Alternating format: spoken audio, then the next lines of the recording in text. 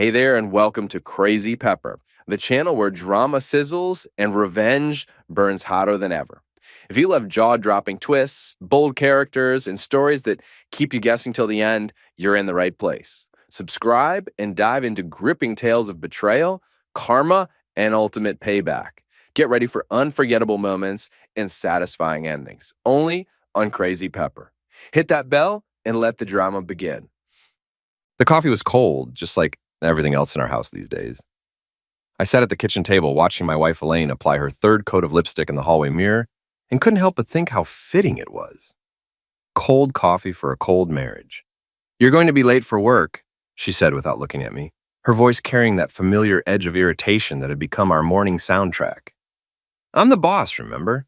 Perks of running your own insurance investigation firm." I took another sip of the bitter brew and watched her fumble with her phone. Always that damn phone. Locked tighter than Fort Knox and never more than 6 inches from her manicured fingers.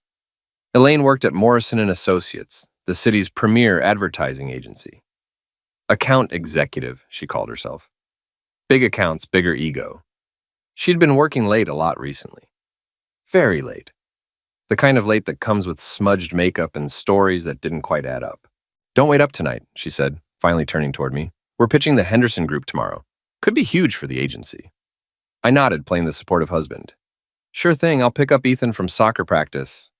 Our 14-year-old son was the only good thing left between us.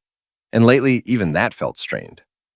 Kids pick up on tension faster than adults want to admit. Elaine grabbed her keys and headed for the door, then paused. "Oh, I almost forgot. The family reunion is this Saturday. Your sister's place. Looking forward to it," I lied. After she left, I sat in the silence of our Victorian house, thinking about how marriages die. Not with explosions or dramatic fights, but with small betrayals and cold coffee. With phones that never leave your sight and stories that change in the telling. I'd been a cop for 12 years before starting my investigation business. Old habits die hard. When something doesn't smell right, you follow your nose. And lately, everything about Elaine smelled wrong. The house felt different when she wasn't here, lighter somehow. I walked through the rooms we'd decorated together 5 years ago, back when we still laughed at each other's jokes and made plans for the future. Now the walls felt like they were closing in, holding secrets I wasn't supposed to know. My phone buzzed. Text from my old partner, Detective Mike Halloran. "Coffee later. Got something interesting to discuss." Mike had gone private investigator after taking early retirement. We still grabbed coffee once a week, sharing war stories and complaints about the weather. But his tone today felt different, more urgent. I spent the morning working on a routine insurance case. Suspicious warehouse fire. Probably arson. Definitely stupid. The kind of case that paid the bills but didn't challenge the brain. My mind kept wandering to Elaine, to the way she'd started saying my name differently. Like it left a bad taste in her mouth. At 3 o'clock, I met Mike at Richie's Bar, a dive on the east side that served coffee strong enough to wake the dead. Mike was already there, nursing a cup and looking like he'd rather be anywhere else. "You look like hell," I said, sliding into the booth across from him. "Thanks. You're not exactly glowing yourself." He leaned forward, lowering his voice. "We need to talk about Elaine." The words hit me like a punch to the gut, even though I'd been expecting them. "What about her?" "Sam, I've known you for 15 years. You're my friend. That's why this is hard." He pulled out a manila envelope and set it on the table between us. "Someone hired me to look into your wife's activities. Someone who cares about you." I stared at the envelope like it might bite me. "Who?" "Your father-in-law. Harold's been worried. Says Elaine's been acting strange, making comments about you that don't sit right." Harold Mitchell was old school, Korean War veteran, built like a brick wall at 72 and protective of family. If he was worried enough to hire a private investigator, things were worse than I thought. What kind of comments? Mike's jaw tightened. "She's been telling people you're not a safe man to be around, that Ethan might be better off without you in the picture." The coffee turned to acid in my stomach. That's insane.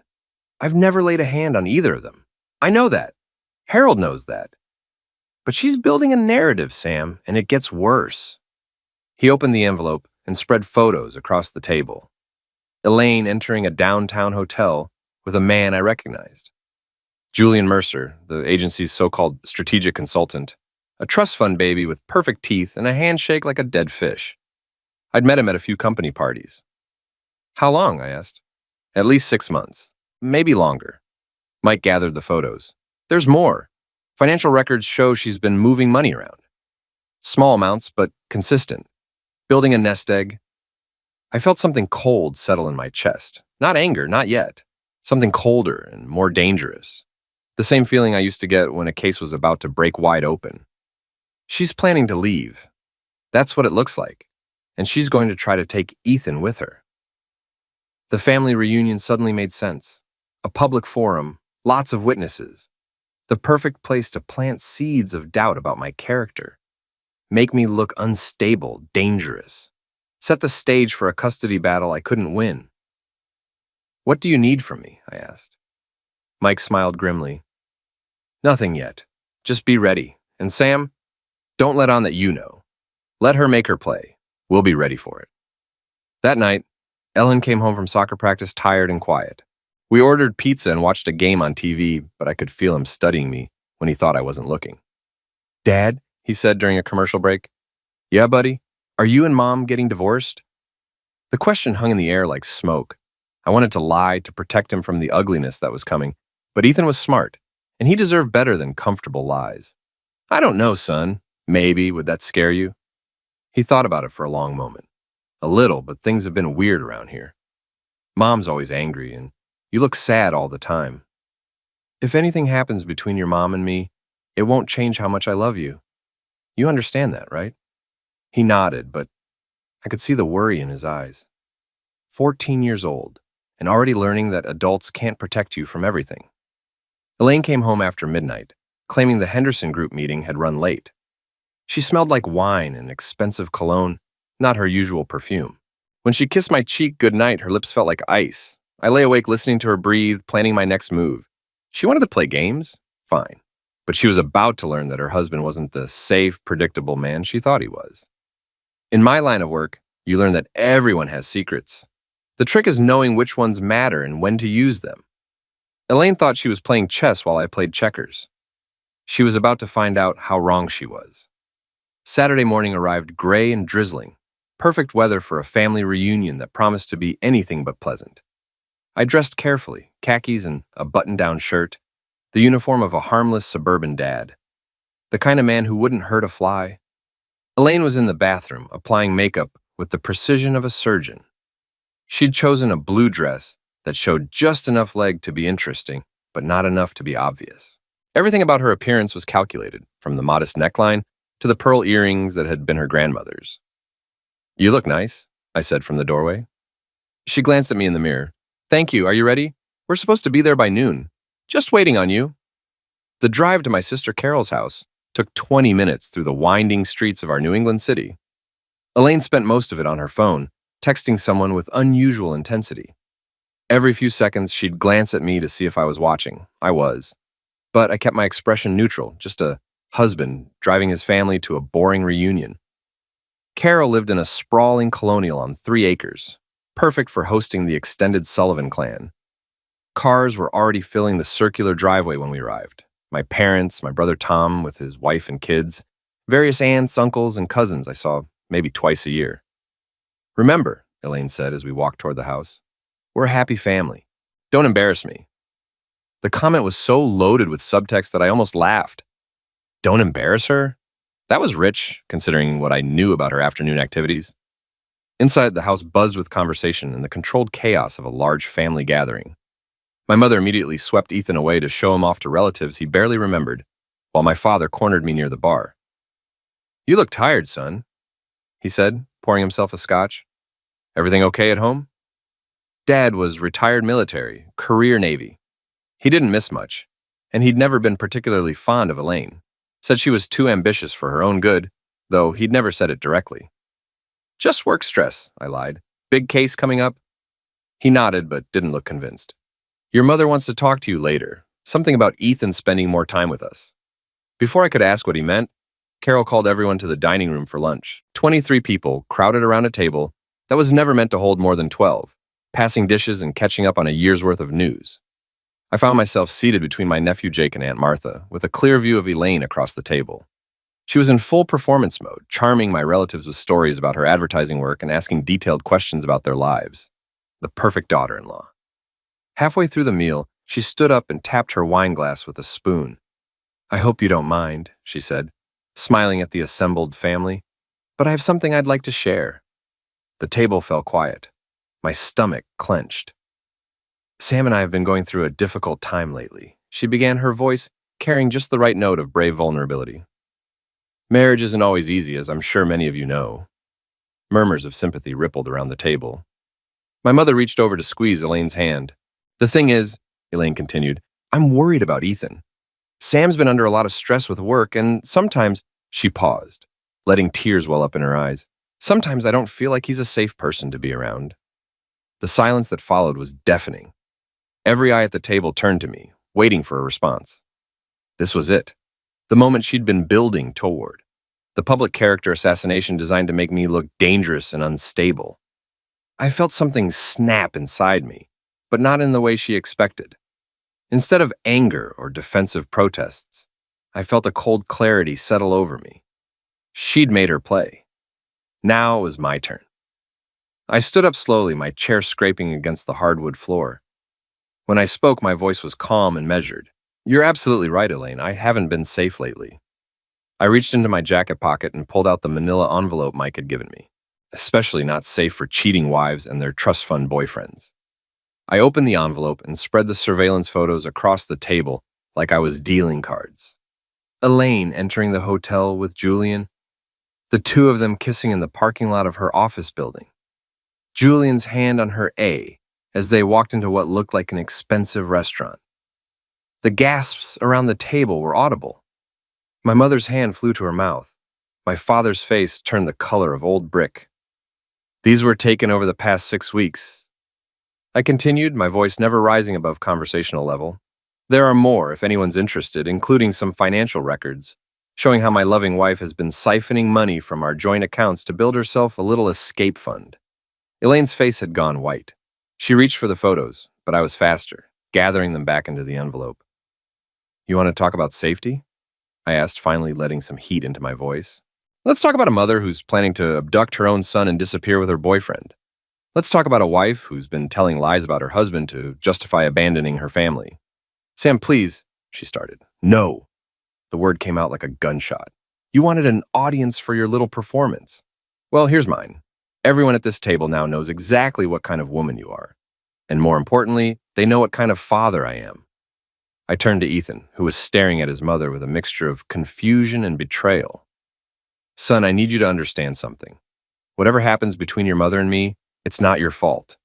And despite what she's been telling people, you are always safe with me. Always." Ethan nodded, tears streaming down his face. I looked back at Elaine, who was now crying openly. But these weren't the calculated tears from her earlier performance. These were the tears of someone whose carefully constructed plan had just exploded in her face. "The marriage is over," I said simply. "But if you think you're taking my son anywhere, you're about to learn just how unsafe I can really be." I walked out of the dining room, through the living room, and out the front door. Behind me, I could hear the explosion of voices as 22 people tried to process what had just happened. My phone was buzzing before I reached my car. Text from Mike. "Harold's here with me. Saw the whole thing through the window. Well played. Call when you're ready for phase 2. I sat in my car for a moment, letting the adrenaline settle. Phase 1 was complete. Elaine's public character assassination had backfired spectacularly. Now she was the villain in the family story, and I was the wronged husband. But this was just the beginning. She'd declared war the moment she decided to destroy my relationship with my son. Now she was going to learn what happened when you picked a fight with someone who investigated lies for a living.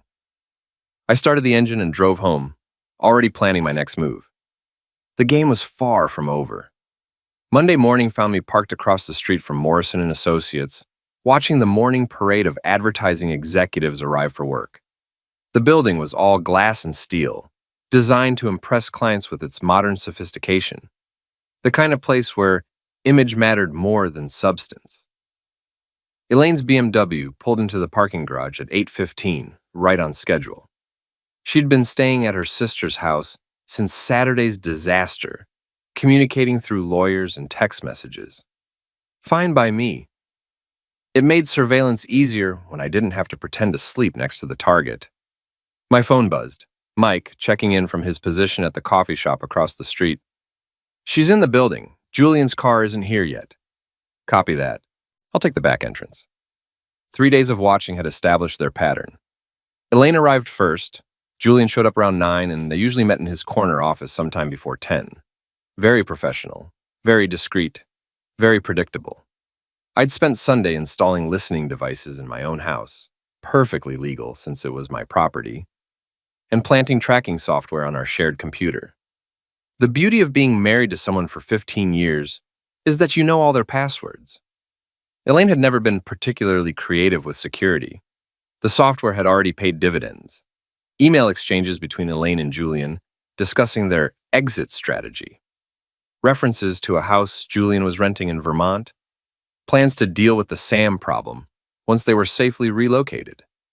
The Sam problem. That's what I'd become in my own marriage. My phone rang. Harold Mitchell's gravelly voice filled the car. Sam, it's Harold. Can you meet me for lunch? We need to talk. Sure, Richie's bar at noon. See you there. Harold was waiting in the same booth Mike and I had used, looking like he wanted to hit something. At 72, he was still built like the Marine he'd been 50 years ago. His daughter's betrayal had hit him hard. I owe you an apology, he said without preamble. I should have seen this coming, should have warned you sooner.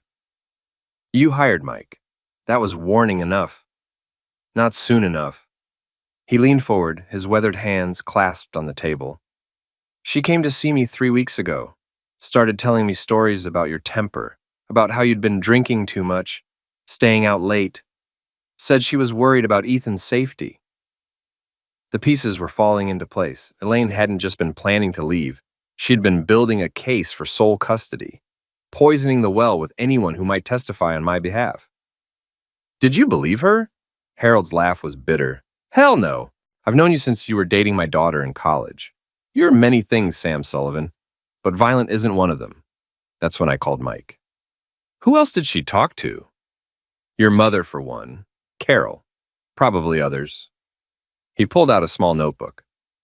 I've been making a list. People you should talk to before this gets to court. The list was longer than I'd expected. Elaine had been thorough, planting seeds of doubt with anyone who might influence a custody decision. Teachers at Ethan's school, neighbors, even my own family members. There's something else, Harold said. Julian Mercer isn't who he claims to be. I looked up from the notebook. What do you mean? I did some digging. Called in a few favors from my old Navy buddies. Julian Mercer is married and has been for 8 years. Wife lives in Connecticut with their 2 kids. The information hit me like a physical blow, not because I cared about Julian's marital status, but because of what it meant for Elaine. She'd been planning to run away with a married man who was lying to her just as much as she was lying to me. Does she know? I doubt it. The wife's maiden name is different, and she kept it for professional reasons. Julian's been living a double life for months, maybe years. This changed everything. Elaine thought she was running toward a new life with her soulmate. In reality, she was about to become the other woman in a much more complicated situation. I want to hire you, Harold said suddenly. For what? To destroy them both. Legally, professionally, personally. I don't care what it costs. His eyes were hard as granite. She tried to turn my grandson against his father. That's unforgivable. I thought about it for a moment. Having Harold's resources behind me would make things easier. But this was personal now. I needed to handle it myself. I appreciate the offer, but I've got this. Just keep being Ethan's grandfather. He's going to need stability when this gets ugly. How ugly? I smiled, and it felt like showing teeth. Elaine wanted to play games with my reputation. Now she's going to learn what happens when someone with my skills decides to play back. That afternoon, I paid a visit to Morrison and Associates. Not to confront anyone, just to gather intelligence. The receptionist, a young woman named Ashley, remembered me from company parties. Oh, hi, Mr. Sullivan. Here to see Elaine? Actually, I was hoping to surprise her. Is she in a meeting? Ashley's expression grew uncomfortable. She's in Mr. Mercer's office. They've been in there for about an hour. No problem, I'll wait. I took a seat in the lobby where I could see the elevator banks and the entrance to the executive offices. After 20 minutes, I was rewarded with the sight of Elaine and Julian emerging from his office, both looking flushed and slightly disheveled. They didn't see me, too focused on each other to notice the wronged husband sitting 15 feet away. I took photos with my phone, adding to the collection that would soon be presented to Morrison and Associates Board of Directors. The firm had strict policies about workplace relationships, even stricter policies about executives who brought personal drama into the office. By the time I was finished, both Elaine and Julian would be looking for new jobs. But that was just the opening move. I had much bigger plans for both of them. My phone buzzed with a text from Ethan. "Can I stay with you tonight? Mom's been crying all day, and I can't handle it." I typed back, "Of course, pizza and homework. See you at 6. At least one good thing was coming from this mess. Ethan was old enough to see through his mother's manipulation and smart enough to choose sides. That alone made everything else worthwhile. The war was just beginning, but I was already winning the only battle that really mattered. The next morning brought rain and a phone call that changed everything. I was sitting in my office, reviewing surveillance photos from the past week, when my secretary buzzed me. "Sam, there's a woman here to see you. Says it's about the Mercer case." I hadn't taken any case involving Julian Mercer, but I had a feeling I knew what this was about. "Send her in." The woman who entered my office was elegant in the way that money makes possible. Designer clothes, perfect hair, and the kind of confidence that comes from never having to check your bank balance. She was also visibly pregnant, maybe 6 months along. "Mr. Sullivan, I'm Catherine Mercer. I believe you know my husband." I gestured to the chair across from my desk. "Please, sit down. Can I get you some coffee? Water?" "Water would be nice." She settled into the chair with the careful movements of someone carrying extra weight. "I assume you're wondering why I'm here." The thought had crossed my mind. She accepted the glass of water with a slight smile.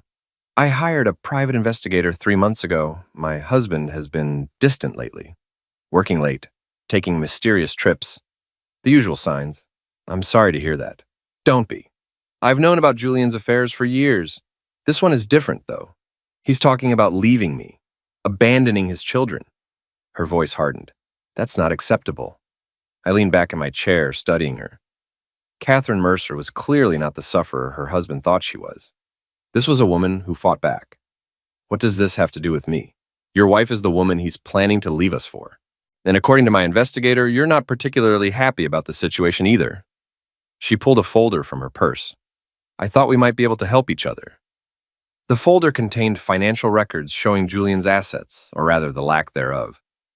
The trust fund baby image was mostly smoke and mirrors.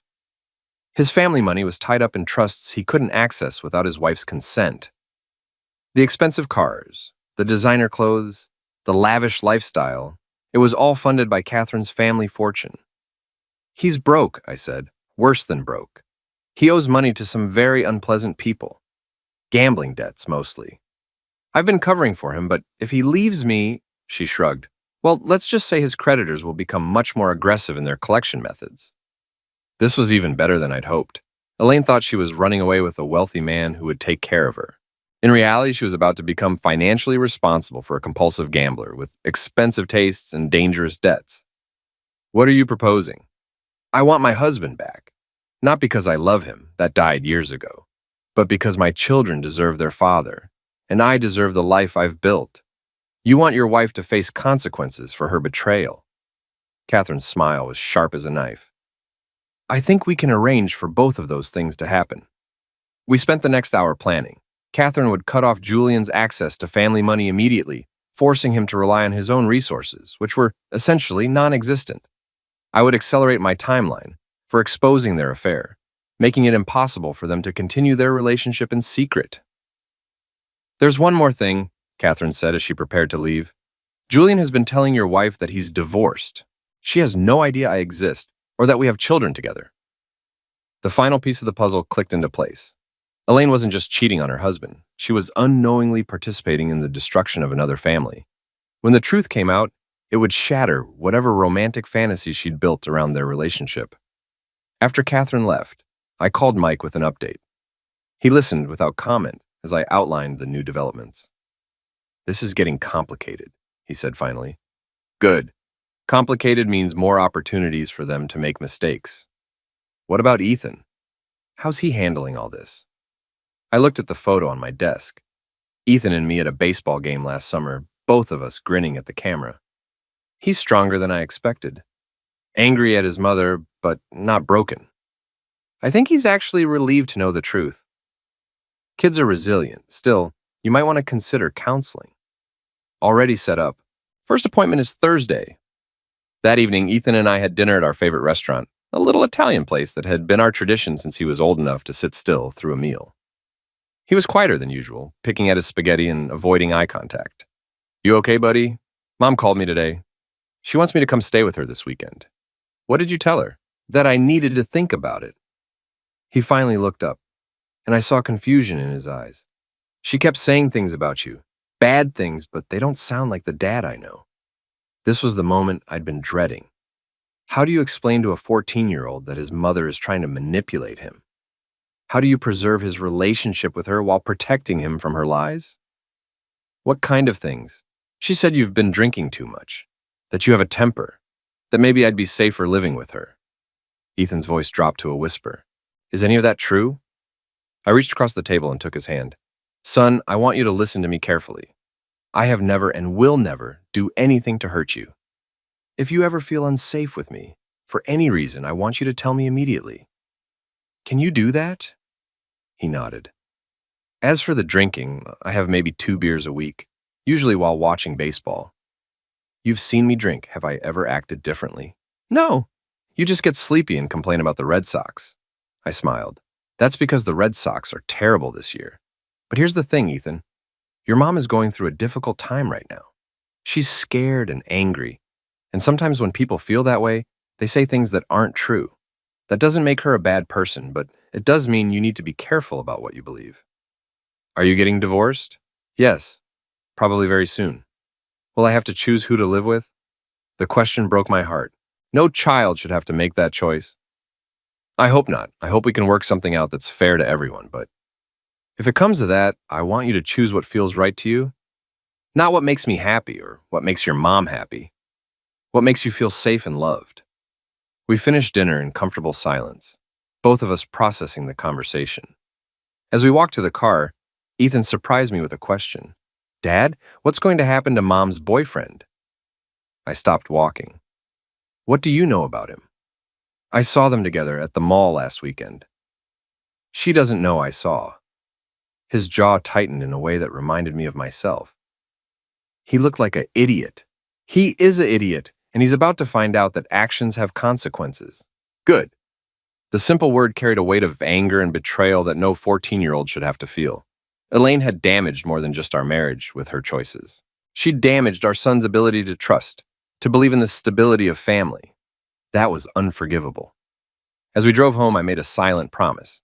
By the time this was over, everyone would understand exactly what happened when you threatened Sam Sullivan's family. Elaine and Julian were about to learn that lesson the hard way. Friday afternoon, I sat in my car outside Morrison & Associates, waiting for the perfect moment. Catherine had done her part. Julian's credit cards had been canceled that morning, and his access to the family accounts was blocked. According to my sources inside the agency, he'd spent most of the day making increasingly frantic phone calls. Desperation makes people sloppy. Sloppy people make mistakes. My phone buzzed. Text from Mike. "Package delivered to agency HR. Should be interesting." The package contained copies of all the surveillance photos, along with documentation of Julian and Elaine's use of company resources for personal meetings. Conference rooms booked for fake client meetings. Company credit cards used for romantic dinners. A pattern of behavior that violated Morrison & Associates' ethics policies in multiple ways. At 4:30, I watched Julian storm out of the building, his face flushed with anger. He got in his BMW and drove straight to Elaine's sister's house, where my wife had been staying since the family reunion disaster. I followed at a discreet distance, curious to see how they'd handle their first real crisis. The answer came 20 minutes later when both of them emerged from the house, clearly in the middle of a heated argument. "Told you this would happen?" Elaine's voice carried across the parking lot. "I said we were moving too fast." "It's temporary," Julian shot back. "My lawyers are handling the money situation. Catherine can't freeze me out forever." I raised my camera and started taking pictures. Nothing like documenting a public meltdown. What about the agency? They want to see both of us Monday morning. That's not a casual meeting, Julian. We'll handle it. We'll deny everything. Deny what? The photos were real. Someone's been watching us for weeks. Julian grabbed her arm, and I saw Elaine wince. Interesting. The trust fund prince had a temper when things didn't go his way. Get in the car, he said. We're going to figure this out. They drove to a bar downtown, the kind of upscale place where Julian probably felt comfortable. I found a parking spot with a clear view of their table and settled in to wait. My phone rang. Catherine Mercer's number. How are our mutual friends handling their difficulties? She asked without preamble.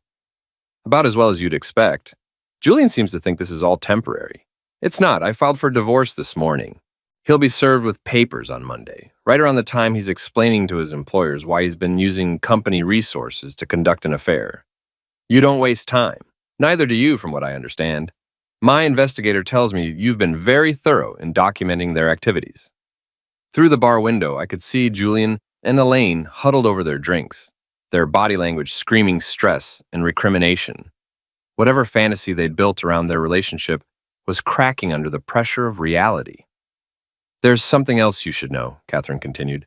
Julian borrowed money from some people in Boston. Serious people. They've been patient because they thought he was good for it. But when word gets out about the divorce, how much money? $200,000, plus interest. I whistled softly. That was serious money, the kind that came with serious consequences for non-payment. Does Elaine know? I doubt it. Julian's been very good at keeping his problems separate, but that's about to change. After Catherine hung up, I continued watching my wife and her boyfriend try to salvage their sinking ship. The conversation grew more heated as the evening progressed, with Julian becoming increasingly aggressive and Elaine looking more desperate. Around 9 o'clock, they left the bar and drove to Julian's apartment. I gave them 30 minutes to get settled, then made my move. Julian lived in an upscale complex downtown, the kind of place with a doorman and pretensions of security. I'd been here before, during my surveillance phase, and I knew the building's weaknesses. The service entrance was rarely monitored, and the security cameras had blind spots. I made my way to Julian's floor and listened at his door. Voices, raised an argument. Perfect. I knocked 3 sharp raps that cut through their conversation. The voices stopped. Who is it? Julian called. Building maintenance. We've got reports of a water leak from your unit. The door opened, and Julian's face went white when he saw me. Behind him, Elaine was sitting on his couch, a wine glass in her hand and panic in her eyes. Hello, Julian. Elaine. I stepped into the apartment without waiting for an invitation. We need to talk. Get out, Julian said, trying to sound authoritative. I'm calling the police. Go ahead. I'm sure they'd be interested in hearing about your gambling debts. Or maybe we should call Catherine instead. I just got off the phone with her. The blood drained from his face. You don't know what you're talking about, don't I? $200,000 to some very impatient people in Boston. Credit cards canceled. Bank accounts frozen.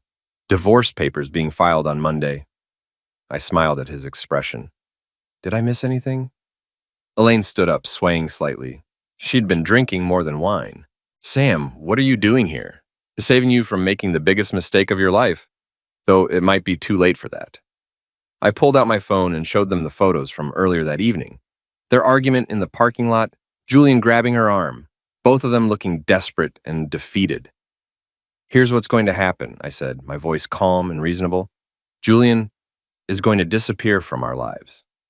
He's going to find a new job, preferably in another state, and he's never going to contact my wife or son again. In exchange, I won't share these photos with his creditors in Boston. You can't, Julian started. I can. I have names, addresses, phone numbers. Want me to give them a call? Let them know their investment might be running off to Vermont with a married woman? Julian's face had gone gray. He understood the implications better than Elaine did. Men like his creditors didn't care about romance or new beginnings. They cared about money, and they had efficient ways of collecting it. What about me? Elaine asked, her voice small. You're going to go home, to our house, with our son. You're going to get counseling, and you're going to try to rebuild some trust with your family. I looked directly into her eyes. Or you're going to find yourself explaining to a judge Why you tried to alienate Ethan from his father while conducting an affair with a married gambling dependent. The room fell silent except for the sound of Julian's labored breathing. He was trapped, and he knew it. No money, no job prospects, and creditors who wouldn't care about his personal problems. "This isn't over," he said finally. "Yes, it is." I moved closer, letting him see the cold certainty in my eyes. "If you contact my family again, if you even drive down our street, I will make your life a living hell. I'm very good at finding people, Julian, and I'm even better at making them wish I hadn't." I turned to leave, then paused at the door. "Oh, and Julian, you might want to start packing. I hear Vermont is nice this time of year, but Boston can be very unforgiving." As I walked back to my car, I could hear them arguing again, their voices carrying through the thin walls of the expensive apartment. By morning, their relationship would be over, destroyed by the weight of lies and consequences they'd never seen coming. Phase 1 was complete. Now it was time to see if Elaine was smart enough to take the lifeline I'd offered her. Monday morning arrived with the kind of crisp autumn air that makes everything feel possible. I was sitting in my kitchen drinking coffee that was actually hot for once, when my phone rang. Mike's number. "It's done," he said without preamble. Julian was served with divorce papers at 7 a.m. Elaine got fired from Morrison & Associates at 9, and according to my contact at Boston PD, Julian's creditors are very interested in his current whereabouts. I smiled into my coffee cup. "Any word on where he went?" "His apartment was cleaned out by noon yesterday. Neighbors saw a moving truck. No forwarding address." "And Elaine? Sitting in her car outside your house. Has been for about 20 minutes. I looked out the front window and saw her BMW parked across the street. She was just sitting there, staring at the house we'd shared for 15 years. Even from a distance, I could see the defeat in her posture. "Thanks for the update. I'll handle it from here." I finished my coffee, straightened my tie, and walked outside. Elaine saw me coming and got out of her car, meeting me halfway across the street. She looked terrible, red eyes, rumpled clothes, the kind of exhaustion that comes from having your entire world collapse in 72 hours. "Can we talk?" she asked. "Sure, inside or out here?" "Inside, please." I led her into the house, noting how she looked around like she was seeing it for the first time. The living room where we'd watched movies together, the kitchen where we'd had breakfast every morning for years, the family photos on the mantel that told the story of a marriage that had once been happy. "Coffee?" I offered. "Please." I poured 2 cups and sat across from her at the kitchen table. The same table where I'd sat just a week ago, watching her apply lipstick and wondering how we'd gotten so cold. Now I knew. "Julian's gone," she said finally. "I know. He left me a note, said he couldn't handle the complications, that he'd call when things settled down." Her laugh was bitter. "He's not going to call, is he?" "No, he's not." She nodded, accepting what she'd probably already known. "I lost my job. They said I violated company policy, used company resources for personal business." "They're right. I know about that, too." "Of course you do." She looked up at me and I saw something I hadn't expected. Respect. "You planned all of this. Every move, every consequence. You knew exactly what would happen." "I knew what Julian was. I knew what you were choosing. I just made sure everyone else knew it, too." She was quiet for a long moment, staring into her coffee. When she spoke again, her voice was barely above a whisper. "I'm sorry, Sam. For all of it. For the affair, for trying to turn Ethan against you, for the things I said to your family. I was angry and scared, and I made terrible choices." "Why?" The question came out harder than I'd intended. "We had problems, but we could have worked on them. We could have gone to counseling, figured it out. Why did you choose to blow up everything we built?" Tears started flowing down her cheeks. "Because I felt invisible. Like I was just going through the motions of being your wife, Ethan's mother, but nobody really saw me. Julian made me feel special, important. He listened when I talked about my dreams, my frustrations. I would have listened. Would you? When was the last time we had a real conversation about anything other than schedules and bills and Ethan's soccer practice?" The question hit harder than I wanted to admit. She was right, we'd become roommates, not partners, but that didn't excuse what she'd done. "So you decided to destroy our family instead of trying to fix it." "I didn't think it would go this far. I thought maybe we'd separate quietly, work out custody, move on with our lives. I never meant for it to become this ugly. You told people I was dangerous. You tried to poison my son against me. You were planning to disappear with him. I was scared. The words exploded out of her. You're good at this, Sam. Investigation, planning, finding people's weaknesses. I knew if we went to court, you'd find ways to make me look bad. I panicked. So you decided to make me look bad first. She nodded, unable to meet my eyes. I stood up and walked to the window, looking out at the neighborhood where we'd planned to grow old together. Here's what's going to happen, Elaine. You're going to move back in here. We're going to tell Ethan that we're trying to work things out, going to counseling, taking it slow. She looked up, hope flickering in her eyes. But, I continued, we're not actually working anything out. You're going to sleep in the guest room. You're going to find a new job. You're going to rebuild your relationship with your son, who's been hurt badly by all this, and in 6 months, when things have settled down, we're going to file for divorce, quietly, amicably, with joint custody and no ugly public battles. Why would you do that, after everything I've done? I turned back to her. Because Ethan needs his mother, not the woman who tried to manipulate him, but the mother who used to read him bedtime stories and cheer at his soccer games. If that woman still exists, he deserves a chance to have her back. And if she doesn't, then you'll find out what happens when I stop being merciful. The front door opened, and Ethan walked in from school. He stopped when he saw his mother, his face cycling through surprise, anger, and something that might have been relief. Mom? Hi, baby. She stood up, uncertain. I was hoping we could talk. Ethan looked at me, a question in his eyes. I nodded. Okay, he said carefully, but I have homework. I'll help you with it, like I used to. As they walked upstairs together, I allowed myself a moment of satisfaction. The war was over, and I'd won everything that mattered. My son knew the truth about both his parents. My reputation was intact, and Elaine understood exactly what she'd lost. Julian was somewhere far away, probably looking over his shoulder for Boston creditors who wouldn't forget a $200,000 debt. His marriage was over, his career destroyed, his trust fund cut off. He'd gotten exactly what he deserved. But the real victory wasn't their destruction. It was the possibility of rebuilding something better from the wreckage. Maybe Elaine could become the mother Ethan needed.